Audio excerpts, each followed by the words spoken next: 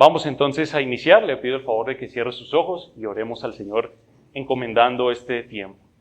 Bendito Dios, Santo Padre, gracias Señor por la bendición de tenerte, Señor, porque nada más hay en este mundo tan bueno, Señor, tan perfecto, tan puro, tan brillante, Señor, como tú.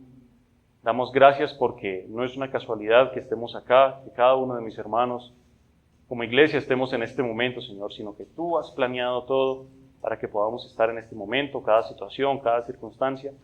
Y muchas veces, Señor, cuando venimos cargados en nuestros corazones, tal vez con pensamientos que intentan alejarnos y robarnos esa paz que solo tú nos puedes dar.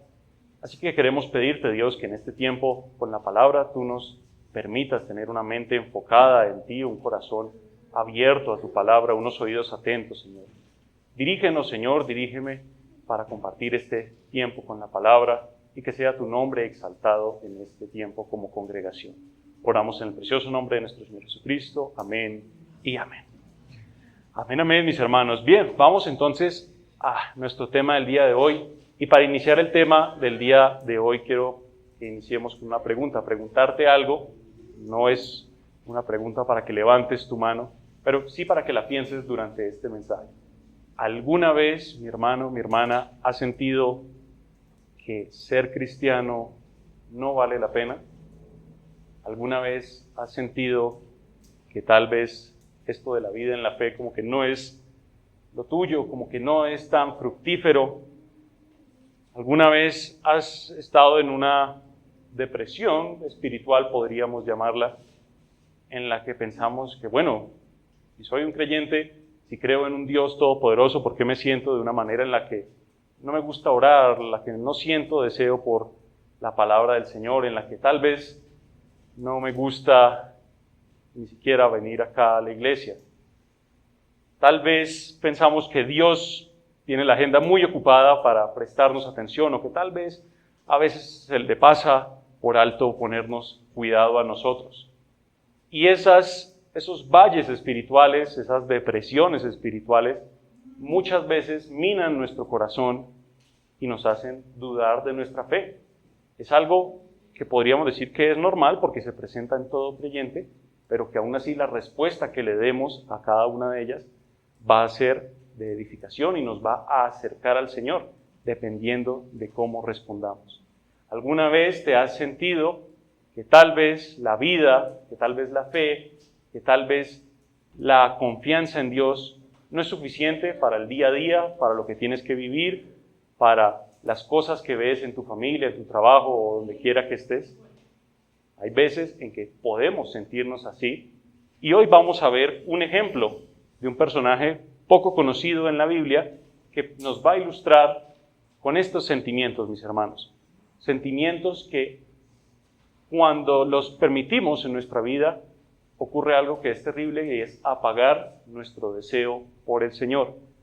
¿Alguna vez has sentido que tu deseo por Dios no ha sido el mismo? Que tal vez está abajo, que tal vez con lo que ves a tu alrededor, en tu familia o en ti mismo, no ves cómo puede eso conducirte a Dios, o no puedes ver cómo Dios puede actuar en tu vida. Eso es lo que vamos a estar viendo, y espero que durante el mensaje usted pueda estar pensando, meditando, y con la palabra nos ayude a ver este importante tema. Como se los decía, vamos a ver a través de la vida de un personaje cuyo deseo por Dios disminuyó hasta el punto de repudiar su fe, hasta el punto de que los principios de vida como creyente ya no eran suficientes para él, y era un personaje cuya vida como servidor de Dios perdió el propósito, perdió el significado y perdió el valor que tenía para esta persona. No veía un propósito, y aunque tenía conocimiento de quién era Dios, de cómo se adoraba a Dios y de cuáles eran las recompensas por adorar a Dios, de su corazón no surgía esa necesidad, ese deseo por adorar al Señor. ¿Alguna vez se ha sentido así? Vamos a estar viendo la vida de Asaf, el levita, un personaje poco conocido, pero que es de gran riqueza para el mensaje del día de hoy. Asaf, el levita, era un servidor del templo en la época del rey David. Asaf se encargaba de dirigir el coro, porque en la época del rey David, una de las órdenes o algo que se tenía muy en claro, era que 24/7 tenía que estar en el templo la adoración continua a Dios. Eso era algo muy bueno. Y claro, el rey David, aunque era muy buen adorador, se rendía a la presencia del Señor, pues no podía estar todo el tiempo en el templo adorando. Por lo tanto, el rey David instituyó, por así decirlo, como grupos que rotaban en el templo, un grupo de coristas que se acercaban al templo y permanecían ahí cantando, adorando al Señor y cantando. Pasaba el tiempo, otro grupo los relevaba y continuaba, y durante todo el tiempo había esa continua adoración. Asaf, nuestro personaje del día de hoy, era uno de los directores de coro, por así decirlo, de la época del rey David. Es un salmista, al cual se le atribuyen algunos salmos, como el 50, el 73, o del 73 al 83. El rey David no fue el único que escribió los salmos. Hay al menos 8 diferentes autores. Hay salmos de Moisés, hay salmos de Salomón, hay salmos de un grupo que se llamaba los hijos de Coré, salmos de Asaf, nuestro personaje, y de algunos otros que de igual manera con un corazón adoraban al Señor. Y fíjese, alguien que era un levita, en aquella época los levitas, si usted lo recuerda, era la tribu de Israel delegada al servicio a Dios en el templo. Era una tribu completa dedicada al Señor en su oficio. Entonces tenemos a un personaje cuya vida, cuyo oficio, giraba completamente en torno al servicio al Señor, a la adoración, y asimismo es un personaje que vamos a ver que no tenía un deseo por Dios y no tenía un deseo por vivir la vida como un creyente. Es algo con lo que nos podemos identificar. Y es un personaje que probablemente desde los 12 años, como era la costumbre, los muchachos, niños de 12 años, a partir de esa época empezaban sus tareas como levitas, como servidores ahí en el templo. Toda una vida que este personaje, vamos a ver, que despreciaba, que no le veía sentido. Esta era una persona cuya vida, que giraba en el servicio a Dios, fue minada, fue quebrantada por un detonante. En el caso del Asaf, el levita, ese detonante fue las injusticias de la vida que él veía y la prosperidad de los impíos. Lo vamos a ver a continuación. Vamos a estar moviéndonos por el Salmo 73, entonces le pido el favor de que lo vaya listando ahí en su Biblia. Pero vamos a leer el inicio de ese salmo para que usted y yo comprendamos. El Salmo 73 es Asaf, el levita, el cantor, que él lo escribe, y mire cómo inicia los versículos 2 y 3. Dice de la siguiente manera: En cuanto a mí, casi se deslizaron mis pies, por poco resbalaron mis pasos, porque tuve envidia de los arrogantes, viendo la prosperidad de los impíos. No vamos a leer todo el salmo completo, pero si usted sigue leyendo ahí, Asaf se dedica a exponer su queja, por así decirlo, a través de este salmo, en que no entiende cómo es que los impíos, aquellos que llevan una vida completamente contraria a Dios, logran tener vidas tan prósperas, y las injusticias de la vida que no entiende Asaf y que muchas veces no entendemos nosotros, en las que no entendemos por qué ese tipo de personas prosperan, por qué ese tipo de personas les va, entre comillas, tan bien. Incluso dice que llegan a su lecho de muerte en los siguientes versículos y no les pasa nada, mueren de la manera más dulce, a diferencia de él, que toda una vida de servicio al Señor y no ha recibido más que regaños, quejas y demás. Acompáñeme a los versículos 13 y 14 ahí del Salmo 73. Mire cómo lo dice: Verdaderamente en vano he limpiado mi corazón y lavado mis manos en inocencia, pues he sido azotado todo el día y castigado todas las mañanas. Asaf no comprendía por qué este tipo de personas lograban tener ese tipo de vidas tan ostentosas y, entre comillas, felices, y él, por el contrario, siendo un servidor de Dios, 24/7, por así decirlo, recibía simplemente azotes y una vida que no tenía sentido para él. Como lo dice ahí el versículo 13, verdaderamente en vano he limpiado mi corazón y lavado mis manos en inocencia. Si lo pudiéramos traducir a un lenguaje más actual, diría algo así como: de nada me ha servido vivir una vida correcta. De nada me ha servido ser eso que llaman cristiano. De nada me ha servido vivir una vida para Dios. Verdaderamente en vano. No ha servido para nada. De nada me ha servido leer la Biblia. De nada me ha servido asistir a la iglesia. De nada me ha servido orar. Porque veo que mi vida, por el contrario, se ahoga en cualquier otra cosa, en cualquier otro detonante. Puede que el detonante en tu vida no sea la injusticia de los impíos, aunque es algo que causa impotencia en nosotros. ¿Sí? Ver cómo personas injustas e impías actúan de esta manera y tienen ese tipo de vida.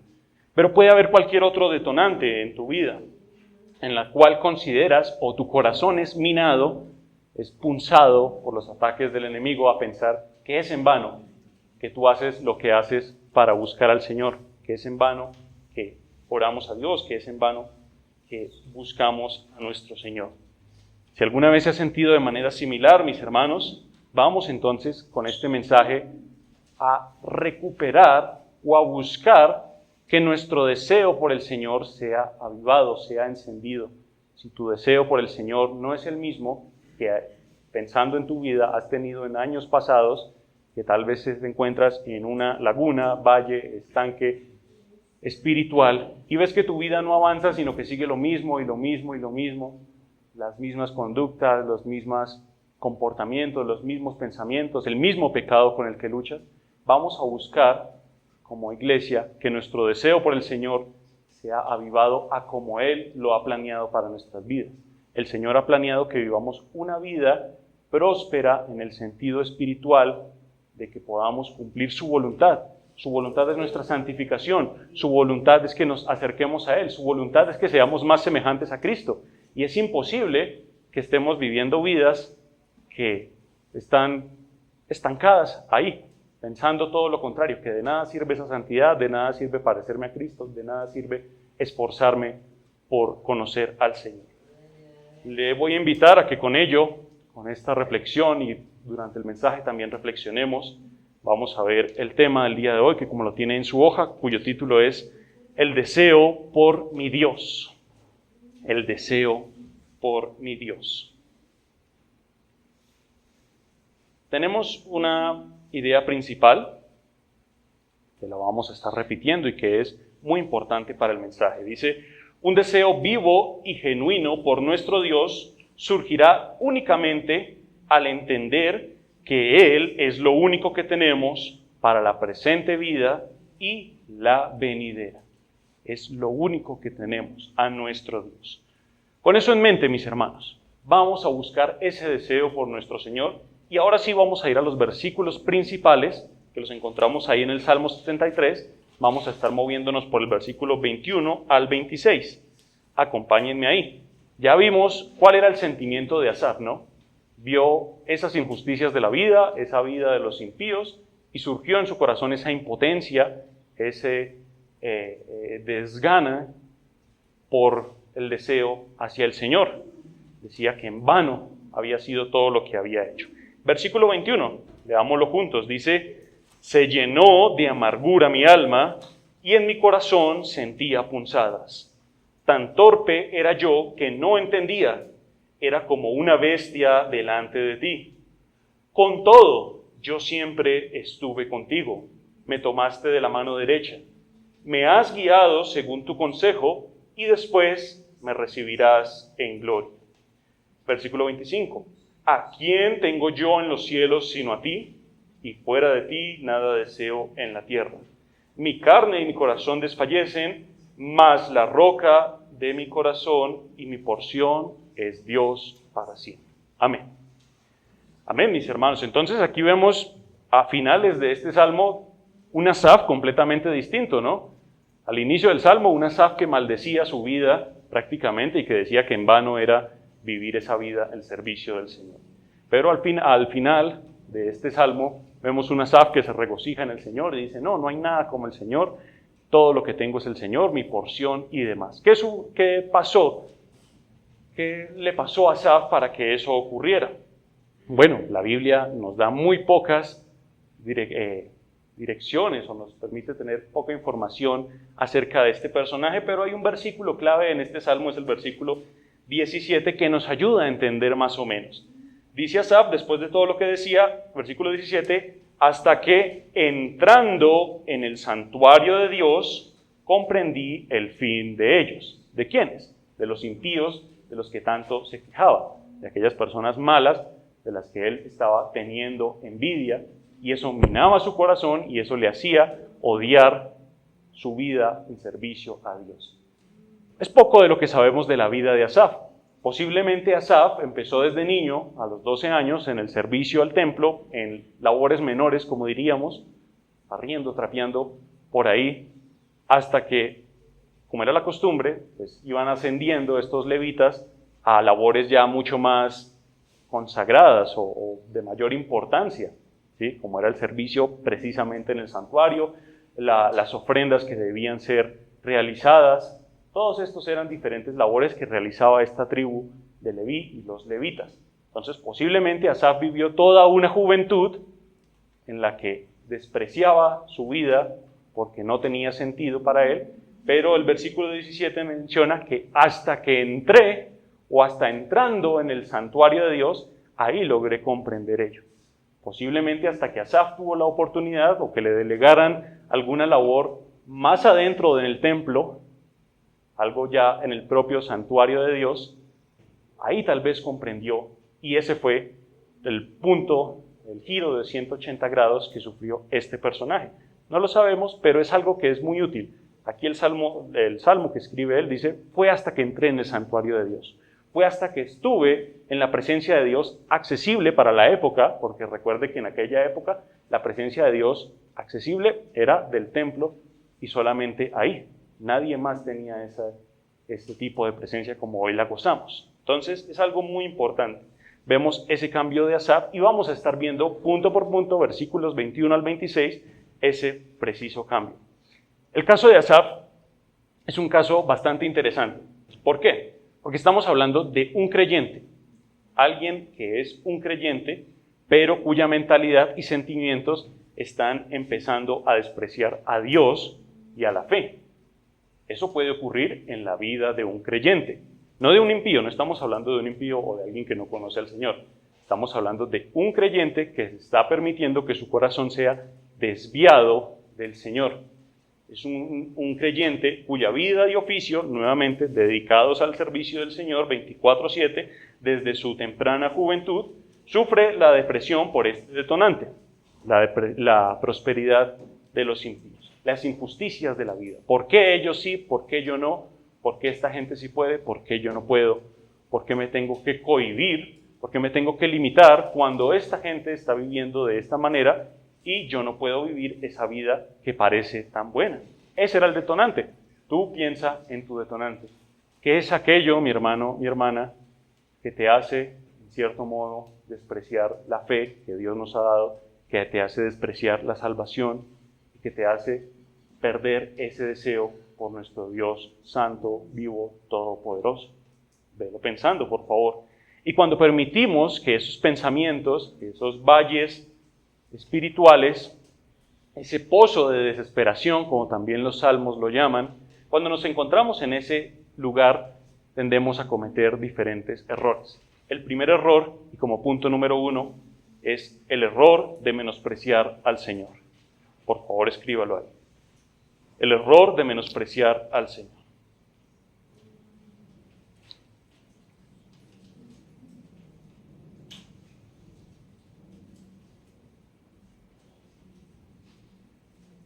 Bien, vamos a movernos nuevamente a versículos del 21 al 26 y vamos a leer los versículos 21 y 22, nuestros primeros versículos principales. Vuelve y dice, Asaf en su salmo, se llenó de amargura mi alma y en mi corazón sentía punzadas. Tan torpe era yo que no entendía, era como una bestia delante de ti. Cuando perdemos el deseo por el Señor, cuando perdemos ese interés y esa pasión, ese amor vivo por nuestro Dios, caemos en el error de menospreciar la presencia de nuestro Señor. Pensar que no es tan importante o que tal vez no sea tan útil para la vida como pensamos. El ausente deseo y fe de este personaje Asaf lo hacen caer en ese pozo de desesperación donde difícilmente se puede ver al Señor. Es un pozo oscuro, es un pozo de desesperación nublado que nubla nuestros ojos y no nos permite ver la brillante luz del Señor. Cuando las circunstancias, cuando ese detonante del que estábamos hablando entra en nuestro corazón y empieza a minarlo, ahí es cuando poco vamos a ver al Señor obrando, resplandeciendo con su luz gloriosa. Ese es un error que puede ocurrir. Y todo creyente debe obviamente cuidarse de esto. ¿Por qué? Vamos a nuestro punto A. Uno de los errores que nos lleva a tener, o uno de los resultados, es un corazón aturdido. Un corazón aturdido, un corazón desenfocado, una mirada que no está centrada en el Señor y que más bien se está ahogando en su propia desesperación. Dice el versículo 21, se llenó de amargura mi alma y en mi corazón sentía punzadas. Cuando vemos en toda la Biblia, hablando de corazón y alma, son términos a los que la gran mayoría de veces se les atribuye como un carácter espiritual, o que son propiamente de Dios. ¿De quién es tu corazón? De Dios, ¿verdad? ¿De quién es tu alma? Del Señor. Eso lo encontramos en toda la palabra afirmado de esa manera. Por lo tanto, lo que está permitiendo acá Asaf es que aquellas cosas que de por sí son 100% del Señor, nuestro corazón y nuestra alma, estén saturadas, aturdidas, viciadas de cosas que no deben estar ahí. Se dejó viciar de la amargura, del dolor de un corazón que lo hacía sentir punzadas, ese retorcerse interiormente, ese odio interior que empezamos a sentir cuando perdemos el deseo por el Señor. Cuando decimos, parece que el Señor no es suficiente para esta vida, y nuestro corazón se podrá llenar de cualquier otra cosa, de amargura, de envidia, de odio, cualquier vicio que usted conoce o que muchas veces hemos vivido por experiencia y que nos hacen alejarnos del Señor. Permitimos eso, el deseo por el Señor disminuye y aparte de tener un corazón aturdido, punto B, escríbalo ahí, tendremos una conducta sin entendimiento. Una conducta sin entendimiento.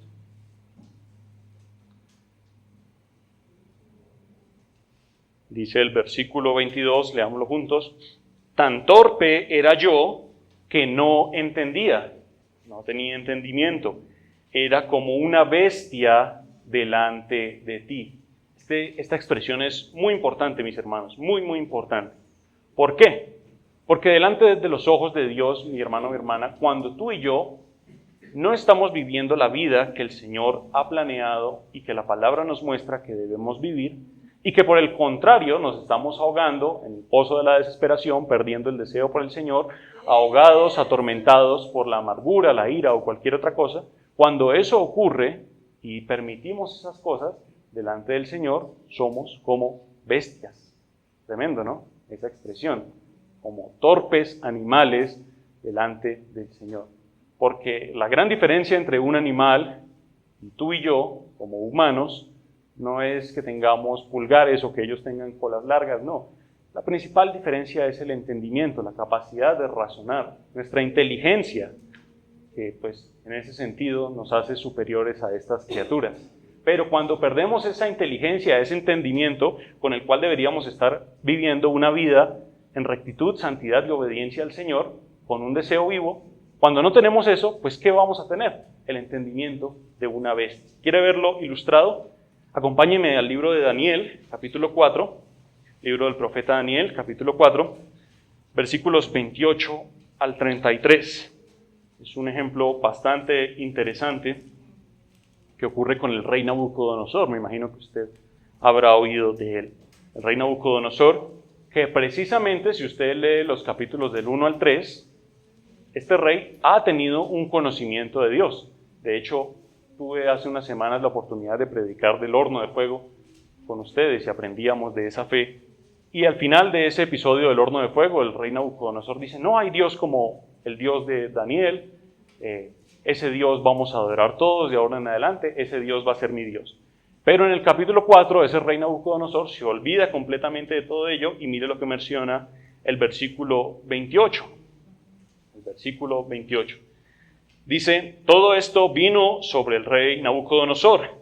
Al cabo de 12 meses, paseando en el palacio real de Babilonia, habló el rey y dijo, ¿no es esta la gran Babilonia que yo edifiqué para casa real con la fuerza de mi poder y para gloria de mi majestad? Fíjese lo que dice el 31. Aún estaba la palabra en la boca del rey cuando vino una voz del cielo que dice, a ti se te dice, rey Nabucodonosor, el reino ha sido quitado de ti. Y el versículo 32, muy claro. Y de entre los hombres te arrojarán, y con las bestias del campo será tu habitación, y como a los bueyes te apacentarán, y 7 tiempos, o 7 años, pasarán sobre ti, hasta que reconozcas que el Altísimo tiene el dominio en el reino de los hombres, y lo da a quien él quiere. Versículo 33. En la misma hora se cumplió la palabra sobre Nabucodonosor, y fue echado de entre los hombres, comía hierba como los bueyes, y su cuerpo se mojaba con el rocío del cielo, hasta que su pelo creció como plumas de águila, y sus uñas como las de las aves.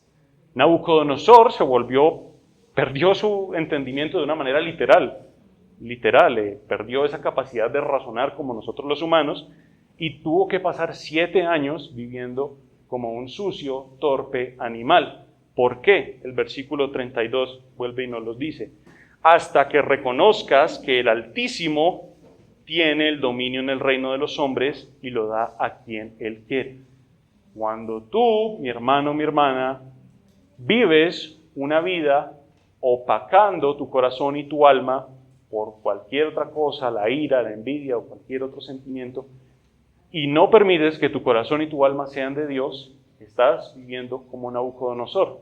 Puede que no al extremo de perder completamente la razón y revolcarse entre la mugre como un animal y que las uñas crezcan, el pelo hasta ser como el de un animal, pero sí delante de la presencia del Señor estamos actuando así, como animales torpes sin entendimiento, animales bestias, como lo dice este salmo. Volvamos a leerlo, versículo 22, tan torpe era yo que no entendía, era como una bestia delante de ti. Es un peligro del cual debemos cuidarnos, mis hermanos. Es algo que en serio quiero que de lo cual nos cuidemos. Que cuidemos ese deseo por el Señor. Si tú llegaste esta mañana tal vez sintiendo que bueno, vamos a la iglesia a ver cómo nos va, tal vez esta semana que pasó no fue la mejor, o estos días en situaciones y demás cosas que nos agobian y nos opacan, casi nublan nuestros ojos y no nos permiten tener la mirada puesta en Cristo, como nos llama Colosenses. Si tú has permitido eso, al igual como Asaf lo permitió, que podamos reconocer a nuestro Señor. Nabucodonosor tenía que reconocer al Altísimo. Asaf tuvo que pasar por todo eso para reconocer al Altísimo, para reconocer que su deseo no dependía de lo que él viera, de la vida de las personas que lo rodeaban, si eran justas, si eran injustas, si les iba bien, si les iba mal, sino que nuestra vida, nuestro corazón y nuestra alma dependen completamente de Dios, del Señor, porque son de Él, porque Él las creó y la palabra nos dice que Él se las ha tomado como posesión propia. Tu corazón no es para ti o para nadie más, sino solo para el Señor. Tu alma no es para nadie más, sino para el Señor. Y cualquier cosa que se permita entrar ya se puede considerar idolatría. La idolatría de Asaf era las injusticias de la vida, la prosperidad de los impíos. ¿Cuál es ese ídolo que estamos creando en nuestros corazones? Ese ídolo que apaga el deseo por Dios y lo que hace es formar un ídolo o un Dios que no es el Dios de la Biblia. Un Dios, por ejemplo, como el Dios de las obras. El Dios de las obras. Un Dios que nos moldeamos en nuestro corazón y en nuestra alma, que no es el Dios de la Biblia.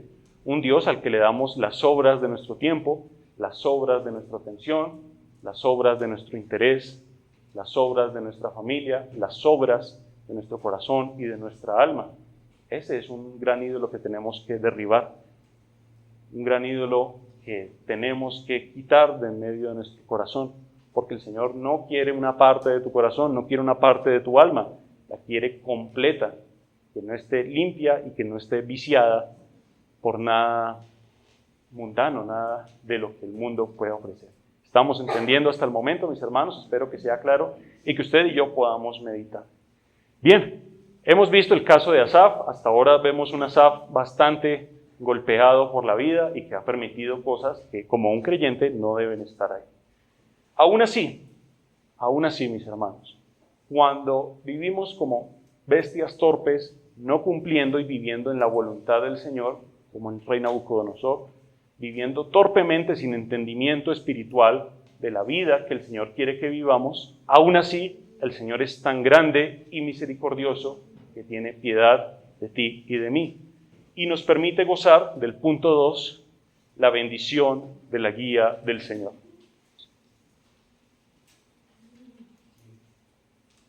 La bendición de la guía del Señor.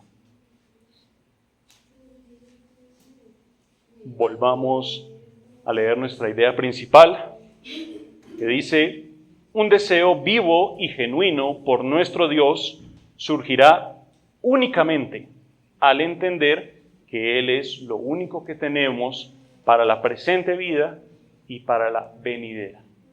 Vamos a entrar al momento en que Asaf lo entiende. Lo vimos aquí en el versículo 17. Fue hasta el momento en que tuvo la oportunidad de entrar en el santuario, de entrar en la presencia accesible de Dios para la época, en que todo cambió para Asaf. De igual manera, a pesar de que muchas veces ofendemos el nombre de Dios, no viviendo la vida que Él desea para nosotros, el Señor es tan grande y misericordioso que te permite aún gozar de su guía. Nos permite aún gozar de su acompañamiento. Nos permite que a pesar del error de menospreciar a nuestro Dios, de repudiarlo, de repudiar nuestra fe, aún en eso, en ese sentimiento de depresión y valles espirituales, en el pozo de la desesperación y en ese sentimiento del sinsentido de la vida, cuando la vida no tiene mucho significado para nosotros, el Señor aún está ahí con nosotros. Vamos a leer los versículos 23 y 24 del Salmo 73. Dicen Asaf: con todo yo siempre estuve contigo, me tomaste de la mano derecha, me has guiado según tu consejo y después me recibirás en gloria. Es únicamente hasta este momento o hasta el momento en que Asaf recupera ese entendimiento espiritual, posiblemente al momento de entrar en el santuario, que reconoce que ha sido Dios, a pesar de su corazón opacado por las injusticias de la vida. Aún en ese momento Asaf reconoce que ha sido Dios quien lo ha guiado. Aún cuando tú y yo tendemos a apagar ese deseo por el Señor sigue siendo tan fiel y justo que nos mantiene tomados de su mano. No depende de nosotros que tomemos la mano del Señor, sino que es Él quien toma nuestra mano. Los padres sabrán al momento de cruzar una calle, pues, ¿quién toma la mano de quién? ¿El hijo toma la mano del padre o el padre toma la del niño? Si fuera el niño quien debe tomar y que es la responsabilidad del niño aferrarse de esa mano, pues no llegaría al otro lado de la calle, porque no tiene la fuerza para sujetarse. Pero es el Padre, es Dios, quien ha tomado nuestra mano, quien nos ha guiado, quien nos permite, aún cuando tenemos esos sentimientos en contra de Él, de Dios, aún gozamos de su presencia. Tremendo, ¿verdad? Si nuestra salvación, por ejemplo, fuera y viniera, se perdiera y al otro día la encontramos nuevamente, eso sería un error terrible, porque un día Dios me amaría, al otro día Dios no lo haría, un día Dios me tendría en sus manos, al otro día no es tan seguro, pero en todo momento el Señor promete, siempre ha tomado nuestra mano. Y lo que hace Asaf es prácticamente como un recorrido de lo que es la vida del creyente. El creyente debe recordar, punto A, escríbalo ahí por favor, la guía del Señor en la salvación pasada.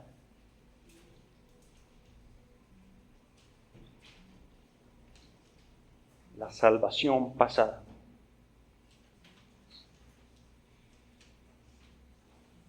Versículo 23 menciona: con todo o a pesar de todo lo mal que me he portado, Señor, contigo, yo siempre estuve contigo. Aquí tenemos que explicar dos cosas. La primera, ese yo siempre estuvo contigo, no es una afirmación en la que decimos, o en la que el personaje principal sea Asaf, ¿sí? Yo puedo decir, yo estoy con la iglesia, y en esa palabra o en esa afirmación el que importa soy yo, o yo estoy en la iglesia, ¿sí? El que importa soy yo. Pero lo que quiere Asaf con esta parte no es decir que estuvo él, que fue él el que estuvo con el Señor, no, sino que Asaf tuvo la bendición de estar con el Señor. ¿Sí me entiende, mi hermano, mi hermana? No depende si tú tienes la capacidad de estar o que de tu capacidad de permanecer ahí con el Señor, sino que Asaf lo que reconoce es que por la gracia de Dios yo pude gozar de estar en la presencia del Señor. Y bueno, si estamos hablando de salvación, pero ahí el versículo no menciona nada de salvación. ¿Cómo así que salvación? ¿Por qué mencionamos la salvación? ¿Dónde está ahí? Y algo que debemos comprender, mis hermanos, el significado esencial de la salvación es el acceso a la presencia de Dios. Eso es algo que se les debe quedar, por favor, muy claro. La gente, aquellos que no tienen a Cristo en sus corazones y que no gozan de la bendición de la salvación, no pueden gozar de la presencia de Dios acompañándolos, o en nuestro caso, el Espíritu de Dios mismo habitando en nosotros. Eso es un beneficio o una bendición solo reservado exclusivamente para aquellos que son salvos. Entonces, salvación es igual a tener acceso a la presencia de Dios. Esa es la esencia de la salvación. No es tanto, aunque en parte lo es, obviamente, no ir a un infierno por ir a un cielo, sino que el significado de salvación en la Biblia es mucho más amplio, ¿sí? Dios nos salvó, pues obviamente para que no fuéramos a un infierno, pero más importante, Dios nos salvó para que estuviéramos en su presencia y en su gloria, adorándolo por la eternidad. Eso es algo que en esencia es la salvación. Y como lo representa o como lo expresa aquí Asaf, yo siempre estuve contigo, yo siempre tuve acceso a tu presencia, o mejor dicho, tu presencia, Dios, siempre estuvo conmigo. Me has guiado según tu consejo, me has tomado de la mano derecha como un niño toma la mano de su padre. El Salmo 68, 19, ahí un poco más atrás, búsquelo por favor, es un salmo que también lo expresa de una manera muy interesante. Dice el Salmo 68, 19, bendito el Señor, cada día nos colma de beneficios, el Dios de nuestra salvación, Selah. Las bendiciones del Señor que nos colman día a día, pero lo más importante no son esas bendiciones, por así decirlo, sino lo más importante es que tengamos al Dios de nuestra salvación. Que tú podrías tener todas las bendiciones de Dios, pero si no tienes la salvación, no tienes acceso a su presencia, pues no tienes acceso a la vida eterna. Es por eso que la salvación es tan importante. Es por eso que este versículo aquí lo dice, y esa palabra Selah es muy clave. En hebreo significa silencio, y era un tiempo que cada vez que alguien leía este salmo, o cualquier otro en que se encontrara esa palabra Selah, tenía que hacer una pausa para meditar en esa expresión. Entonces no es una expresión puesta ahí porque sí, sino es una expresión para que originalmente meditemos en él. El Dios de nuestra salvación. Silencio. Meditemos en el Dios de nuestra salvación. Selah. Eso es algo muy importante y que el creyente debe reconocer. Que por la salvación del Señor, su presencia nos ha acompañado, aun cuando tendemos a ofender el nombre de Dios. También el creyente debe recordar la guía del Señor en el punto B, el sostén presente. El sostén presente.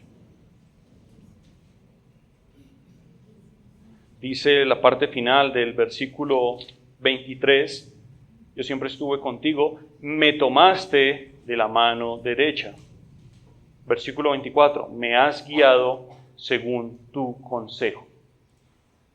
Si no fuera por el Señor que nos ha tomado de la mano derecha, que nos ha guardado, que nos ha sostenido, pues viviríamos una vida como torpes animales sin entendimiento, una vida en la que no estaríamos glorificando su nombre. Pero es gracias a la guía del Señor y al sostén que nos permite permanecer ahí. Tendemos, y es nuestra conducta, intentar salirnos, intentar escaparnos de la mano del Señor, pero aún así el Señor permanece fiel. Perfectamente el Señor podría decir, ¿quiere salirse? ¿Quiere vivir la vida sin mí? Adelante. Y nos soltaría de la mano, pero no. El Señor permanece fiel porque es un Dios fiel, porque es justo y porque es bondadoso. Eso es algo muy importante. El Salmo 51:12, ahí atrás también, búsquelo por favor, lo dice de la siguiente manera. Salmo 51:12. Dice: vuélveme el gozo de tu salvación y tu espíritu noble me sustente. Ahora volvemos a hablar de la salvación. Este es un salmo muy importante porque es el salmo del rey David, después de que ha pecado con Betsabé y ha hecho todo lo que ha hecho, mandó matar a este personaje Urías y demás. Y el rey David se arrepiente delante del Señor y le dice: por favor, Señor, devuélveme el gozo de la salvación. Devuélveme lo único que nos puede dar felicidad en esta vida, mis hermanos. La felicidad de nosotros en esta vida viene de la salvación del Señor, de que tenemos, ya sabemos lo que significa salvación, acceso a la presencia de Dios, librados de la muerte, claro que sí, pero que gozamos de tener la presencia de Dios acompañándonos. Y lo termina diciendo el versículo: y tu espíritu noble me sustente. Que tu espíritu, Señor, me sostenga. Ya sabemos que la obra del Espíritu Santo es moldearnos a la imagen de Cristo en esta vida después de Cristo y su resurrección. Ese es nuestro deber y esa es la labor del Espíritu Santo. Nuestra responsabilidad es gozarnos de lo que Dios ha hecho porque nos ha dotado de la salvación en el pasado y gozarnos porque Dios nos sostiene en el presente. Me has tomado de la mano, tu buen consejo me ha guiado. Me has guiado según tu consejo. Aparte de gozarse en la salvación pasada, el sostén presente, el creyente debe buscar, punto C, gozarse en la gloria futura. Escríbalo por favor, la gloria futura.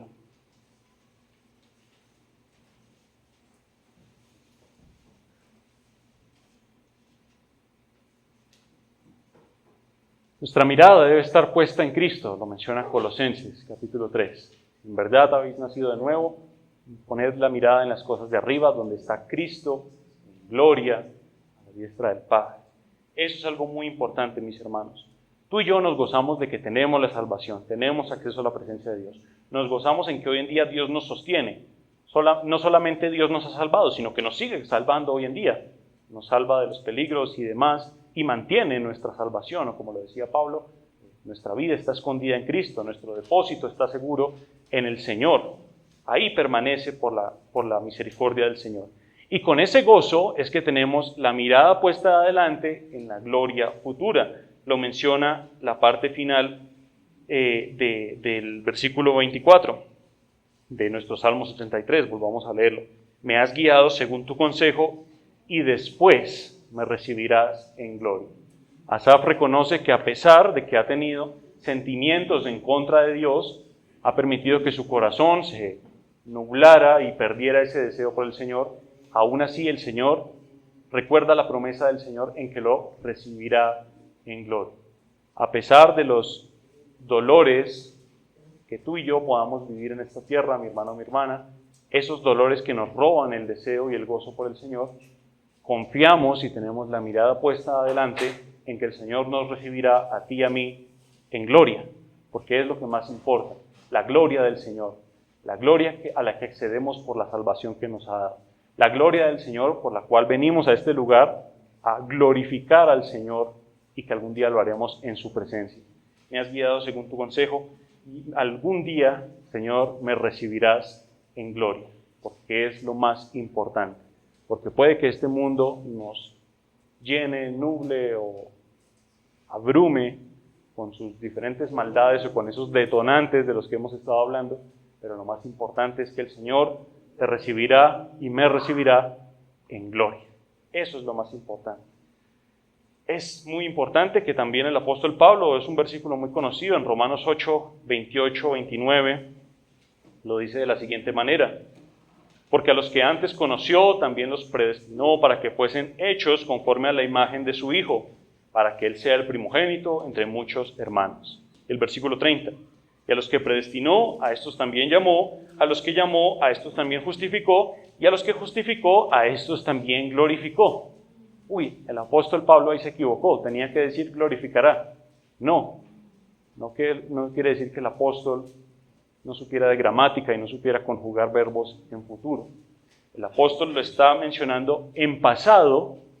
Aquellos que el Señor ha escogido, justificado, ha llamado, también los ha glorificado. ¿Por qué? Porque delante de los ojos de Dios, tu salvación y mi salvación ya ha sido consumada. Delante de los ojos de Dios, tú y yo ya estamos sentados a la diestra de Cristo allá en gloria.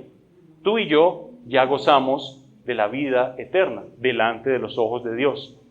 Delante de los ojos de Dios ya hemos sido glorificados y ya gozamos de esa gloria que Asaf esperaba en el versículo 24. Es por ello que nos gozamos en este momento, mis hermanos. Y si tu deseo por el Señor se ha disminuido, ha menguado, que recuerdes eso. Delante de la presencia y delante de los ojos del Señor, tú y yo ya hemos sido glorificados para habitar en su presencia. Qué lindo eso, ¿no? Qué bueno es eso y qué bendición gozar de eso. Nos ha glorificado con Él, solo por el gozo de la salvación y el acceso a la presencia del Señor. Así como Asaf cambió su mentalidad, su entendimiento, cambió su ánimo en los versículos finales de este Salmo 73, de igual manera nosotros debemos buscar que nuestro ánimo y ese deseo por el Señor sea restaurado. Cuando gozamos de entender todo lo bueno que ha sido el Señor con nosotros, podemos disfrutar del punto 3, de un anhelo avivado por el Señor. Un anhelo avivado por el Señor.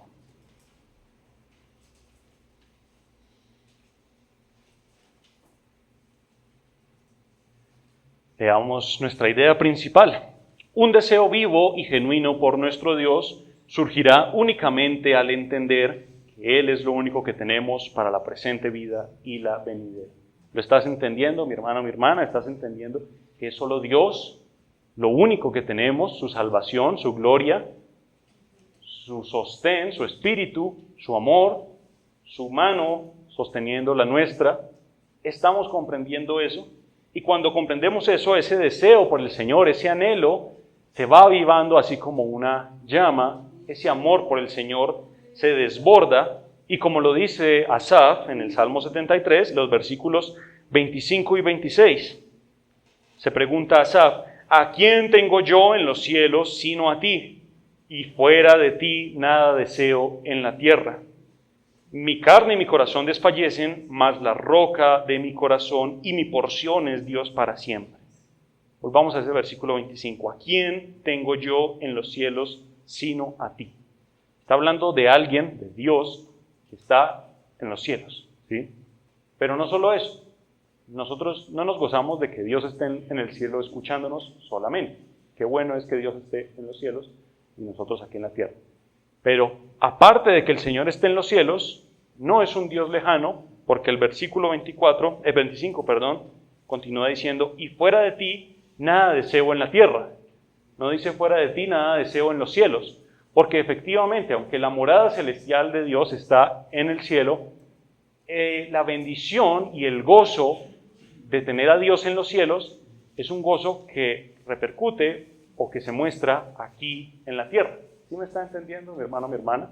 Cuando comprendemos que la gloria de Dios y que Dios está allá en los cielos, donde algún día estaremos con Él adorándolo, cuando comprendemos que Dios está allá, ese gozo es visto o se expresa aquí en esta tierra.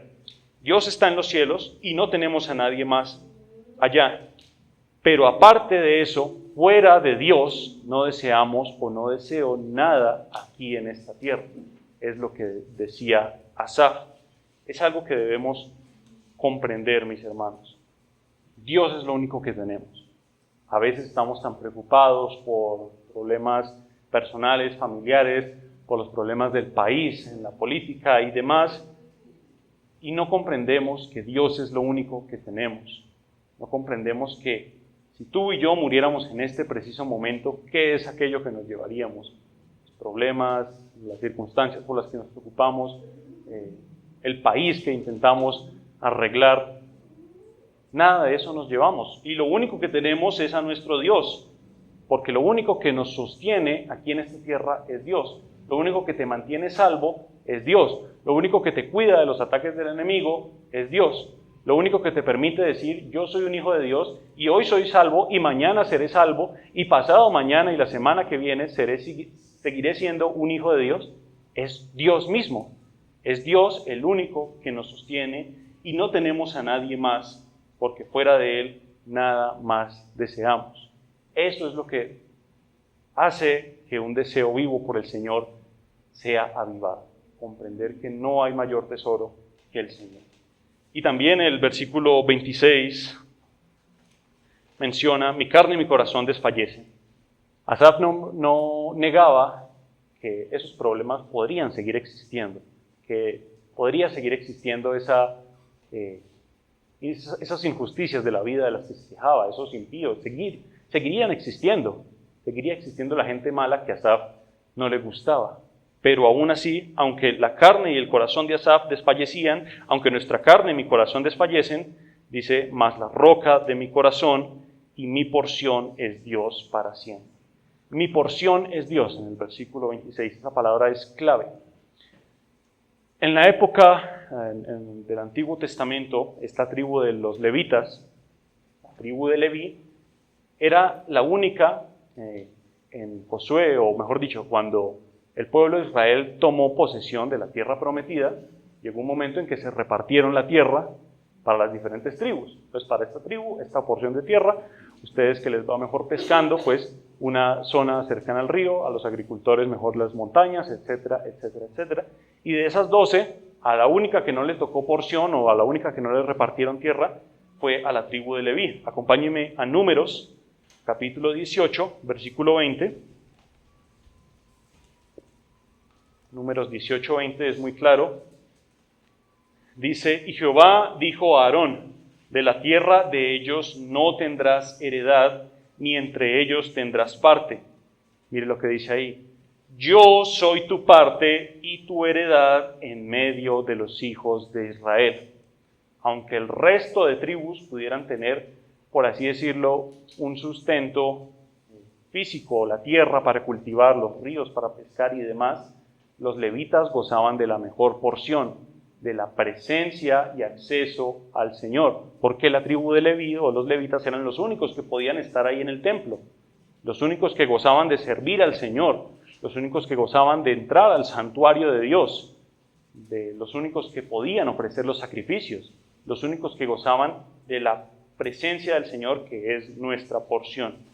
El Señor, y eso es algo con lo que luchamos como iglesia, el Señor no nos promete porciones aquí en la tierra. Es decir, tú crees en mí, hijo mío, hija mía, que de cierto te digo que tu porción será que tú tengas tu propia empresa o que tú seas dueño y no servidor, que tú seas cabeza y no cola.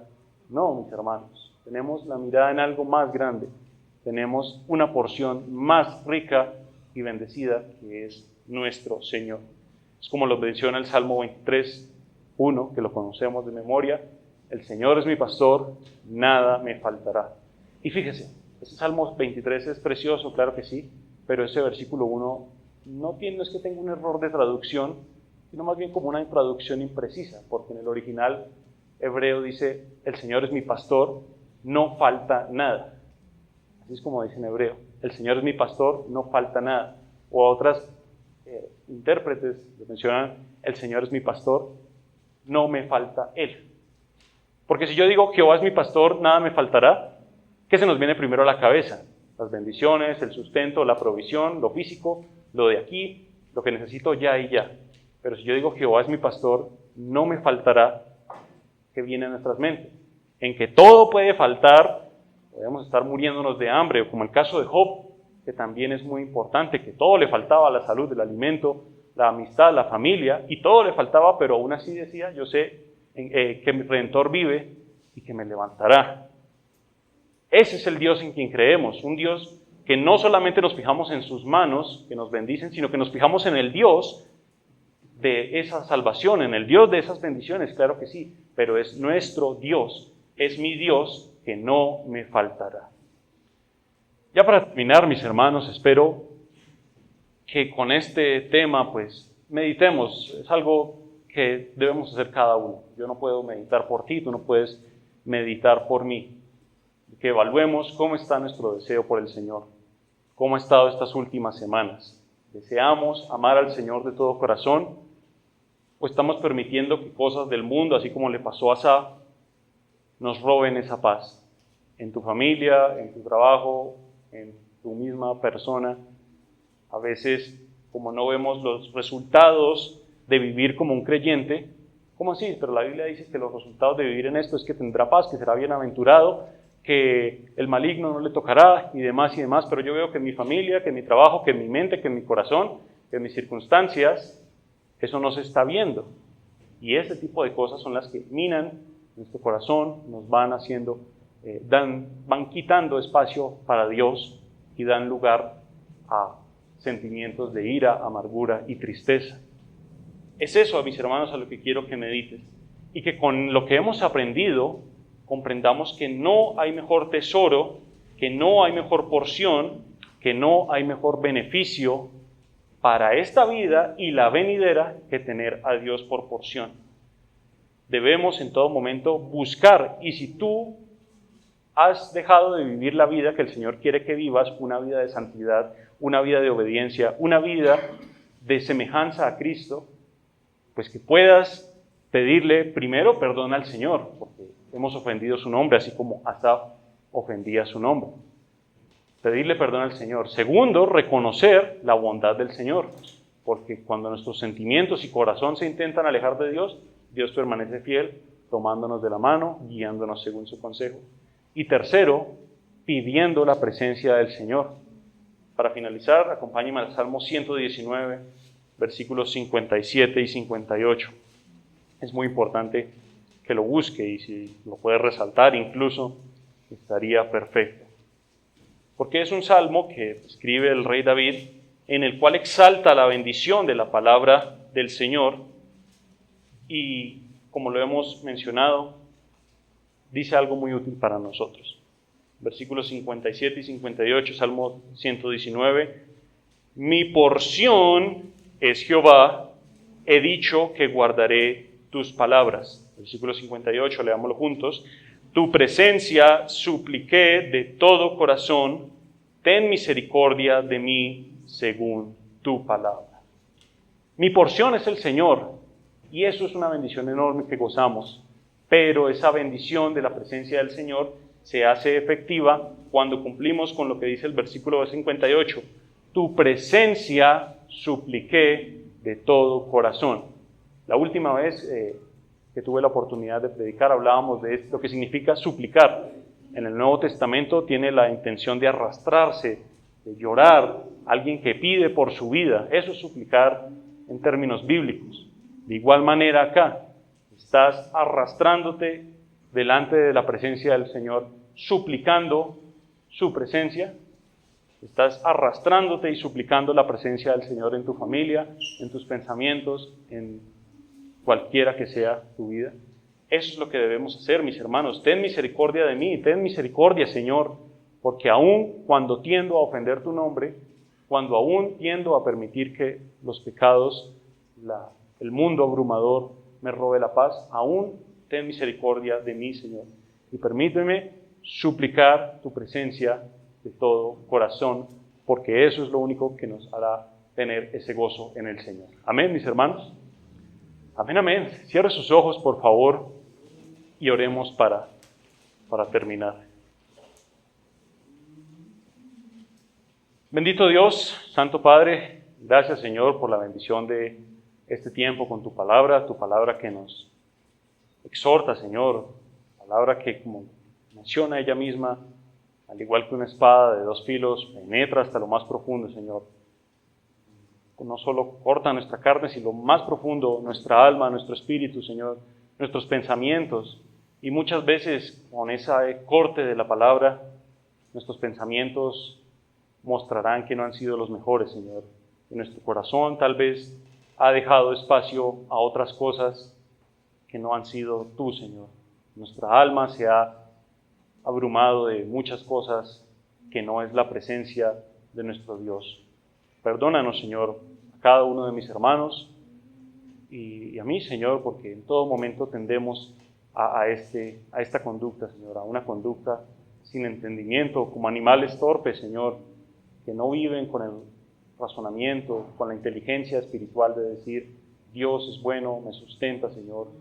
Muchas veces somos prontos para quejarnos, pero tardos, Señor, para acercarnos a ti, para buscar tu presencia, suplicar tu presencia, Señor. Te pido, Señor, suplicamos como iglesia que tu presencia nos acompañe, nos dirija, Señor. Que tú, Padre Santo, cambies nuestro corazón a un corazón cada vez más parecido al de Cristo, una mente más parecida a la de Cristo. Que podamos ser renovados, guiados según tu consejo, Señor. Aquí en esta tierra donde efectivamente, Señor, sufrimos de este duro mundo, de los problemas del pecado y que afectan nuestras familias, nuestras mentes, Señor. Pero lo más importante es nuestra mirada en la gloria de Cristo, a la cual tú, Señor, nos das acceso por tu salvación y a la gloria en la que tú nos recibirás algún día. Queremos pedirte, Señor, para que nos sigas acompañando en este resto de día y en la semana que viene nos ayudes a vivir con un deseo vivo de nuestro Señor, anhelarlo, desearlo como nuestra porción y lo más importante de nuestra vida. Es nuestro deseo y oramos en el precioso nombre de nuestro Señor Jesucristo. Amén y amén.